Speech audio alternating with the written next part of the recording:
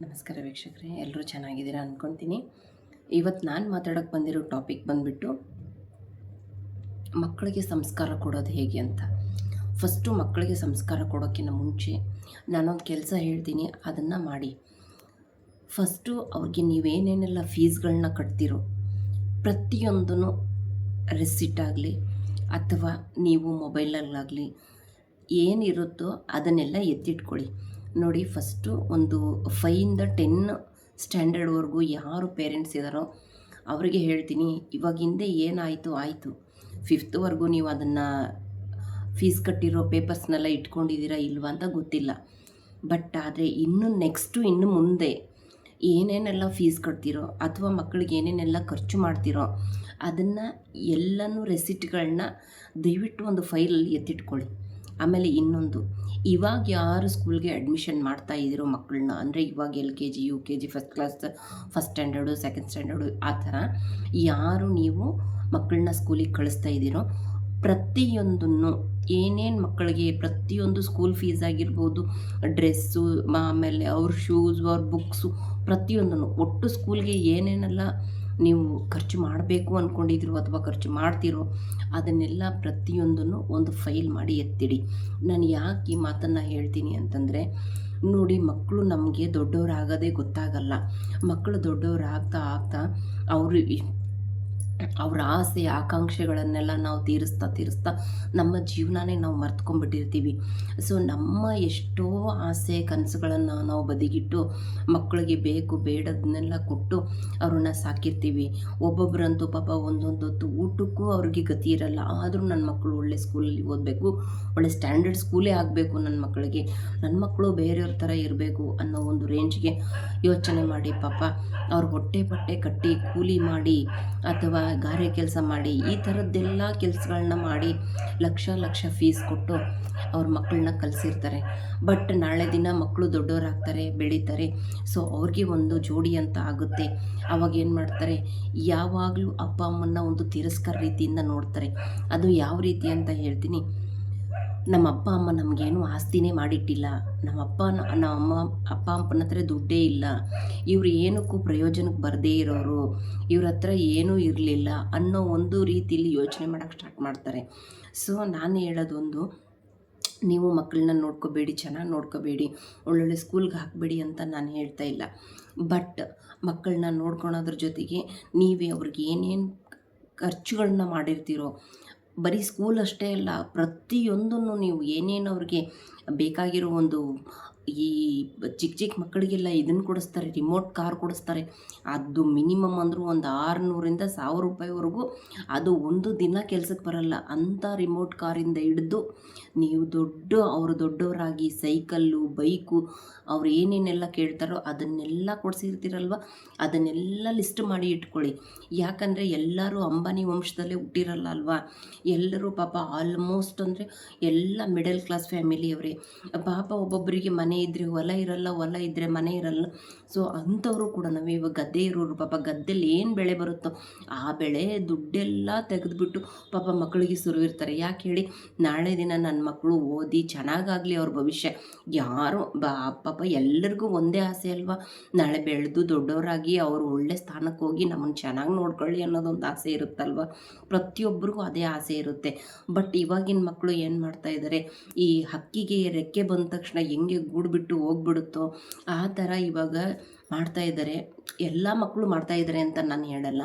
But ಕೆಲವೊಂದು ಮಕ್ಕಳ ಪರಿಸ್ಥಿತಿ ಅಥವಾ ಕೆಲವೊಂದು ತಂದೆ ತಾಯಂದ್ರ ಪರಿಸ್ಥಿತಿ ಆ ಥರ ಇದೆ. ಅದಕ್ಕೆ ನಾನು ಹೇಳ್ತಾ ಇರೋದು, ಮಕ್ಕಳಿಗೆ ಒಳ್ಳೊಳ್ಳೆ ಸಂಸ್ಕಾರ ಕೊಡೋದ್ರ ಜೊತೆಗೆ ಫಸ್ಟು ನಮ್ಮ ಭದ್ರತೆನ ನಾವು ಮಾಡ್ಕೋಬೇಕು ಅಲ್ವಾ. ನಾವು ನೆಕ್ಸ್ಟು ನಮ್ಮ ಏನೇನೋ ಒಂದು ಆಸೆ ಕನಸುಗಳು, ನಾವೆಲ್ಲಾದರೂ ಹೋಗ್ಬೇಕಂದಿರ್ತೀವಿ, ಏನಾದರೂ ತಿನ್ಬೇಕಂದಿರ್ತೀವಿ. ನೋಡಿ, ಇವಾಗ ಏನಾದರೂ ತಿನ್ಬೇಕಂದಾಗಲೂ ನಮ್ಮ ಮಕ್ಕಳು ಯೋಚನೆ ಬರುತ್ತೆ, ಒನ್ ಟೈಮಿಗೆ ನಾವು 1000 ರೂಪಾಯಿ ಎಲ್ಲ ಹಾಕೋದಾದರೆ ಪಾಪ ನನ್ನ ಮಕ್ಕಳಿಗೆ ಅದರಿಂದ ಏನೋ ಒಂದು ಕೊಡಿಸ್ಬೋದು, ಅವನಿಗೆ ಯೂಸ್ ಆಗೋದು ಏನೋ ಒಂದು ತರ್ಬೋದು ಅಂತ ಯೋಚನೆ ಮಾಡಿ ಒಂದು ತಿನ್ನೋದಕ್ಕೂ ಕೂಡ ನಾವು ಎಷ್ಟೋ ಯೋಚನೆ ಮಾಡಿರ್ತೀವಿ. ಆಮೇಲೆ ನೋಡಿ, ನಮಗೆ ಅಂತ ಏನಾದರೂ ಒಂದು ಬಟ್ಟೆನೋ ಬರೇನೋ ತಗೊಂಡ್ರೆ ನಾವು ಅದಾದ ಮೇಲೆ ಸ್ವಲ್ಪ ಹೊತ್ತಾದ ಮೇಲೆ ನಾವು ಯೋಚನೆ ಮಾಡ್ತೀವಿ, ಇದು ನನಗೆ ಬೇಕಿತ್ತ ಅಂತ ಯೋಚನೆ ಮಾಡ್ತೀವಿ. ನೋಡಿ, ಎಲ್ಲರೂ ಇದನ್ನು ಅಬ್ಸರ್ವ್ ಮಾಡಿರ್ತೀರ, ಎಲ್ಲರೂ ತಲೆಗೂ ಇದು ಬಂದಿರುತ್ತೆ. 100ಅಲ್ಲಿ 90% ಜನ ಇದನ್ನು ಮಾಡಿರ್ತಾರೆ. ತಗೊಳ್ಳೋವಾಗ ತೊಗೊಂಡ್ಬಿಡ್ತೀವಿ, ಬಟ್ 1000 ರೂಪಾಯಿ ಕೊಟ್ಟು ತಗೊಂಡ, ಇದು ನನಗೆ ಬೇಕಿತ್ತ ಅಂತ 100% ಎಲ್ಲರಲ್ಲೂ ಅದೊಂದು ಥಾಟ್ ಬಂದಿರುತ್ತೆ. ಅದೇ ನೋಡಿ ಮಕ್ಕಳಿಗೆ ನಾವು ಒಂದು ರಿಮೋಟ್ ಕಾರ್ ಕೊಡಿಸ್ಲಿ, ಒಂದು ಸೈಕಲ್ ಕೊಡಿಸ್ಲಿ, ಅದ್ರ ಬಗ್ಗೆ ನಾವು ಯೋಚನೆನೇ ಮಾಡಲ್ಲ. ಮಕ್ಕಳು ಖುಷಿಯಾಗಿದ್ದಾರಲ್ವ, ಆ ಖುಷಿ ನೋಡಿಬಿಟ್ಟು ನಮಗೆ ಅದು ವೇಸ್ಟು ಅಂತ ನಮಗೆ ಯಾವತ್ತೂ ಅನಿಸಲ್ಲ, ಯಾವತ್ತೂ ಅನಿಸೋದು ಇಲ್ಲ. ಬಟ್ ಅದೇ ಮಕ್ಕಳಿಗೆ ತಂದೆ ತಾಯಿ ದೊಡ್ಡವರಾದ್ಮೇಲೆ ಅವ್ರನ್ನ ಸಾಕಬೇಕು ಅಂದರೆ ನಾವು ನೋಡಿ ಅವ್ರು ಕೇಳಿದ ತಕ್ಷಣ ಎಷ್ಟು ಖುಷಿಯಿಂದ ಕೊಟ್ಟಿರ್ತೀವಿ.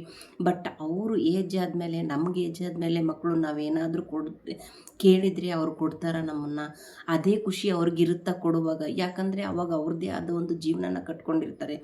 ಸೊ ಹಾಗಿರುವಾಗ ಅವ್ರೇನಾದರೂ ನೀನು ಆಸ್ತಿ ಮಾಡಿಟ್ಟಿದೀಯಾ, ನಿನ್ನ ಹತ್ರ ಏನಿದೆ, ನೀನು ಇಷ್ಟು ವರ್ಷ ದುಡ್ದಿದ್ದೀಯ, ನೀನು ಏನು ಮಾಡಿದೀಯ ಅಂತ ಕೇಳಿದಾಗ ನಮ್ಗೆ ಹೇಳೋಕ್ಕಾದರೂ ಒಂದು ಬೇಕಲ್ವಾ? ಸೊ ಆ ಒಂದು ಉದ್ದೇಶಕ್ಕೆ ಹೇಳ್ತಾ ಇದ್ದೀನಿ.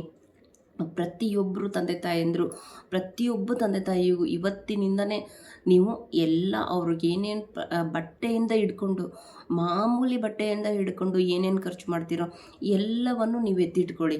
ನಾಳೆ ದಿನ ಬೇಕು ಸಾಕ್ಷಿಗೆ. ಯಾಕಂದರೆ ಮಕ್ಕಳು, ಇವಾಗಿನ ಮಕ್ಕಳಂತೂ ನೀವು ಹೇಳೋಕ್ಕೆ ಹೋಗಬೇಡಿ, ಅಷ್ಟೊಂದು ಅಂದರೆ ಬೇರೆ ಬೇರೆ ವೇಸಲ್ಲೆಲ್ಲ ಹೋಗ್ತಾ ಇದ್ದಾರೆ ಮಕ್ಕಳು. ಆ ಒಂದು ಉದ್ದೇಶಕ್ಕೆ ಹೇಳ್ತಾ ಇದ್ದೀನಿ. ಆಮೇಲೆ ಇನ್ನೊಂದು, ಮಕ್ಕಳ ಮುಂದೆ ಮನೇಲಿ ಹಿರಿಯರು ಯಾರಾದರೂ ಇದ್ದರೆ, ನಿಮ್ಮ ತಂದೆ ತಾಯಿಗಳು ಅಥವಾ ನಿಮ್ಮ ಅಜ್ಜಿ ತಾತಂದರು ಯಾರಾದರೂ ಇದ್ದರೆ ಅವ್ರ ಸೇವೆಗಳನ್ನ ಅವ್ರ ಕೈಲಿಂದನೇ ಮಾಡಿಸಿ ನೀವು. ಯಾಕಂದರೆ ಮಕ್ಕಳು ನಾವು ಇವಾಗ ಏನು ಹೇಳ್ಕೊಡ್ತೀವೋ ಅದನ್ನೇ ಮಕ್ಕಳು ಮಾಡೋಕ್ಕೆ ಸ್ಟಾರ್ಟ್ ಮಾಡ್ತಾರೆ ನೋಡಿ. ಅವ್ರ ಸೇವೆಗಳನ್ನು ಒಂದೊಂದೇ ಅವ್ರ ಹತ್ರ ಮಾಡೋಕ್ಕೆ ಹೇಳಿ ನೀವು, ಅವ್ರು ಮಾಡ್ತಾರೆ, ಒಳ್ಳೆ ರೀತಿಯಿಂದನೇ ಹೇಳಿ.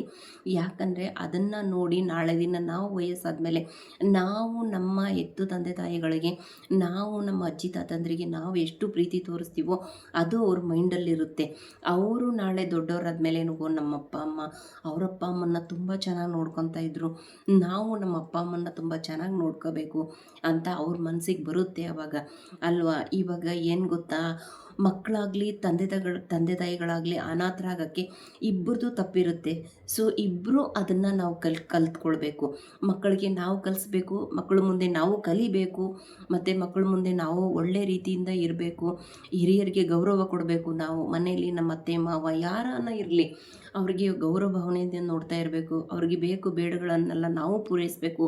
ಅದನ್ನು ನೋಡ್ತಾ ಮಕ್ಕಳು ಕಲಿತು ನಾಳೆ ನಾವು ದೊಡ್ಡವರಾದ್ಮೇಲೂ ಕೂಡ ಅವರಿಗೆ ಯಾರಾದರೂ ಪಾರ್ಟ್ನರ್ ಬರಲಿ, ಅವ್ರು ಯಾರೇ ಬರಲಿ, ಒಳ್ಳೆಯವ್ರು ಬರಲಿ ಕೆಟ್ಟವ್ರು ಬರಲಿ ಏನೇ ಬರಲಿ, ಬಟ್ ನಮ್ಮ ಮಕ್ಕಳು ಮಾತ್ರ ನಮ್ಮ ಕೈ ತಪ್ಪು ಹೋಗಲ್ಲ ಅಂತ ನಾನು ಹೇಳೋಕ್ಕೆ ಇಷ್ಟಪಡ್ತೀನಿ. ಮಾಡಿ ಎಲ್ಲ ಏನು ಗೊತ್ತಾ, ತಂದೆ ತಾಯಿಗಳದ್ದು ತಪ್ಪು ಅಂತ ನಾನು ಹೇಳಲ್ಲ, ಮಕ್ಕಳದ್ದು ತಪ್ಪು ಅಂತ ಹೇಳಲ್ಲ. ಬಟ್ ಸಿಚುವೇಶನ್ಗಳು, ಆ ಥರ ಸಿಚುವೇಶನ್ಗಳನ್ನ ನಾವು ಮುಂದೆ ಆ ಥರ ಬರೋ ಥರ ಮಾಡೋದು ಬೇಡ ಅಂತ ನಾನು ಹೇಳ್ತೀನಿ. ಯಾಕಂದರೆ ತಂದೆ ತಾಯಿಗಳಿಲ್ಲದೆ ಮಕ್ಕಳಿಲ್ಲ ಅಂದರೆ ತಂದೆ ತಾಯಿಗಳಿಲ್ಲ. ಸೊ ಇದನ್ನು ಹೇಳ್ತಾ ನನ್ನ ಟಾಪಿಕ್ನ ಮುಗಿಸ್ತೀನಿ. Thank you.